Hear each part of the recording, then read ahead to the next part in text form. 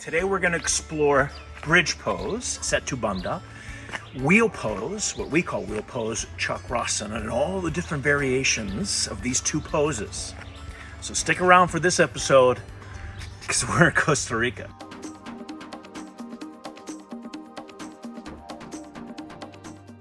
So, bridge pose or Setu Bandha. That's definitely a posture that everyone can do. It's definitely a posture that you can do if you're a beginner or raw beginner.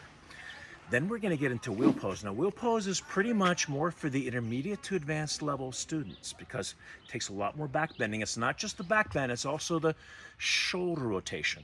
As we come back this way, and we're going to show you that as well. Some people think it's all about back bending, but it's also about shoulder flexibility. So we're going to go Setu Bandha, bridge, wheel. Let's head into the studio in Costa Rica with senior teacher Lana Vogestad. So here we are at Lila Hall, the beautiful Puerto Vita spa. You can see we're actually almost 5,000 feet up. That below us is the Valley of Aguilera.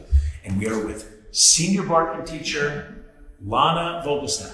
We're going to first look at the pose Setu Bandha, or bridge pose. So the Setu bridge was actually created in the story of the Ramayana, when Hanuman leapt from South India to Sri Lanka. Now, back then it was just called Lanka. So the Setu bridge is an actual bridge in India. So let's look at Setu Bandha. Here's Lana, and she's going to start at Shavasana. You're going to bend your knees up.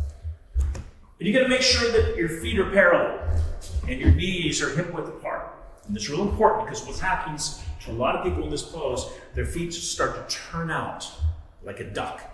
You want to make sure they are nice and parallel in this position. And she's going to simply lift her hips and bring her chin to the chest. So remember the name of the pose is Setu Bandha. The bandha is the chin lock, or the Jalandhara Bandha. Now, there's a few things you can do with your hands. You can keep your hands here on the floor, like Lana's doing. You can interlace the fingers right by your lower back. Or you can even, if you have the range of motion, this is a little bit more advanced, reach over and grab those ankles. Continue to lift your hips up toward the ceiling and keep that chin lock happening, the Jalandhara Bandha. And that simply is bridge pose, Setu Bandha. Now we're going to look at wheel pose, what we call Chakrasana, wheel pose. Now other styles of yoga, they don't even call it wheel, they call it upward bow or Urdhva Dhanurasana. And that's a whole other video I'm going to do about names of postures and how there's no really universal style of names of postures. So all these different approaches from different regions of India. So now Lana is going to place her hands behind her shoulders, fingers pointing this direction.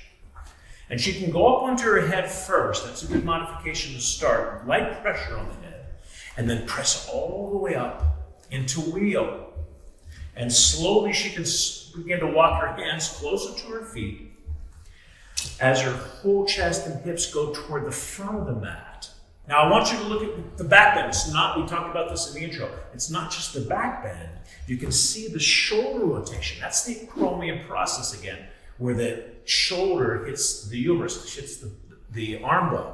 You can see that's just as much part of the flexibility that it takes, as much as the back bend, to be successful in this pose. Now, how can you get more range of motion in this pose? A couple things you can do. You can walk your hands closer to the feet and then lift yourself up again. Or you can walk your feet in closer to the hands.